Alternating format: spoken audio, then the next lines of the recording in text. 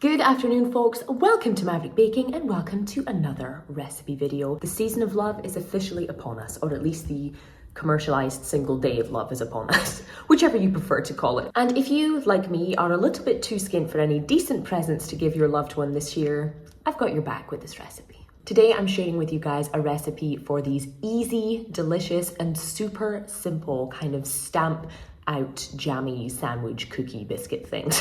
If you're watching from the UK, think of it as everything a jammy dodger would want to grow up to be. If you're watching from elsewhere in the world, it's just two really good buttery biscuits sandwiched together with some nice jam.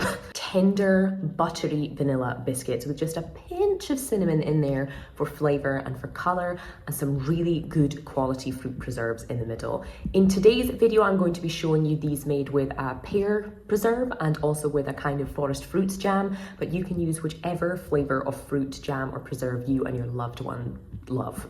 This is a great recipe to have on hand as snacks. It's a great recipe to use to give as a gift, and it's actually a great one to make together if you have a little bit of time to cook and bake together this Valentine's Day. Whatever you want to do with it, it will be delicious either way.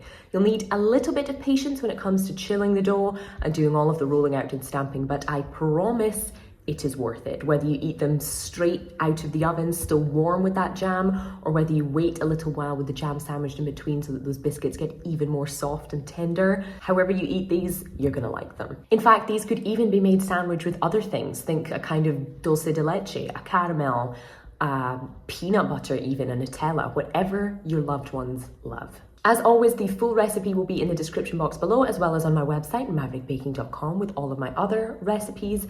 But enough chit chat, let's get into it.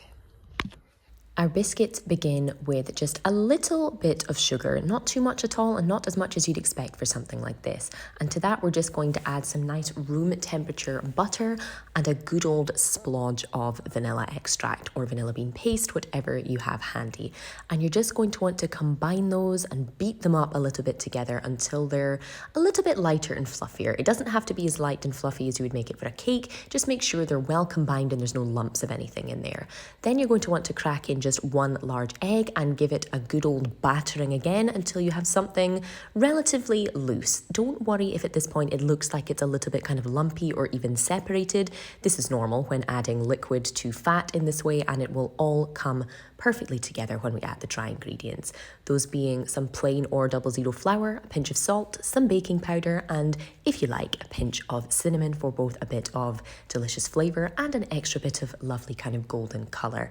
And you're just going to want to stir those in just until it's combined into a nice sturdy dough that's still a little tiny bit sticky to the touch at this point. Before grabbing a sheet of greaseproof or parchment paper and dusting some clean hands with a little bit of that flour. And you're just going to want to tip that dough out and just work it in amongst the flour into a nice kind of smooth and even ball. Then you're going to want to cut this in half using a sharp knife just into as even halves as you can and form these into kind of small discs.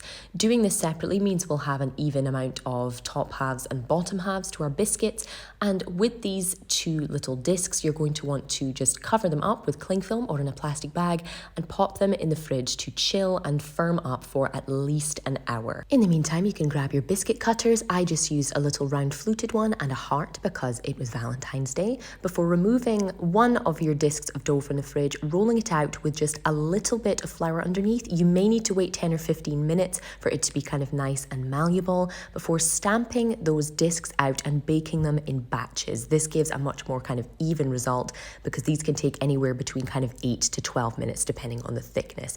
You can then just repeat the whole process, cutting and rolling and chilling and stamping and baking until you have the whole batch of dough re-rolled and used up as much as possible. And once you've cooled those biscuits on a wire rack, you can start sandwiching those bottom halves with a lovely bit of fruit preserve with one of the top halves pressed on top once everything's nice and cool. I find this whole process very therapeutic, and this recipe will make more than enough for you to sneak a few into your gob without anyone noticing. The quantities don't look that much, but it makes a very generous batch, and this recipe can be easily doubled or tripled if you are making for, big batch purposes. I hope you guys love these buttery biscuits as much as we have, and that you have a great Valentine's Day ahead of you. Thank you as always.